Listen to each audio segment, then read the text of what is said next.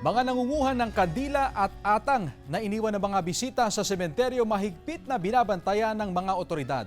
Narito ang report.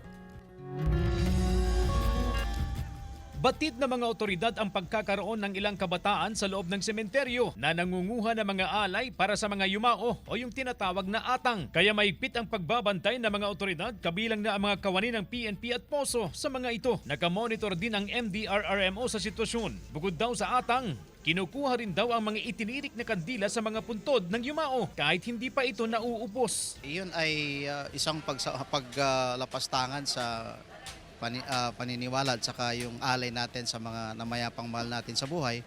Kaya pinagbabawalan po natin na huwag po nilang gawin po yan. Ang atang ay nakagawian na ritual, lalo na ng mga Ilocano, bilang pag-alala sa mga namayapang mahal sa buhay. Sa pamamagitan ng atang o pag-aali ng pagkain, pinaniniwalaan na naitataboy nito ang masamang espiritu. Batid din ng ilang bisita sa sementeryo tulad ni Janjan ang mga umano'y nangunguha ng atang. Maya-maya naman po, pag alis na kami, dadalhin na rin po namin yung mga atang para hindi na rin po nila kunin. Babala ng Health Authority, ang mga atang o ang mga pagkain na iniiwan sa mga nicho ay pwedeng maging kontaminado, lalo na kung matagal lang na-expose sa paligid. Pwedeng maging kontaminado.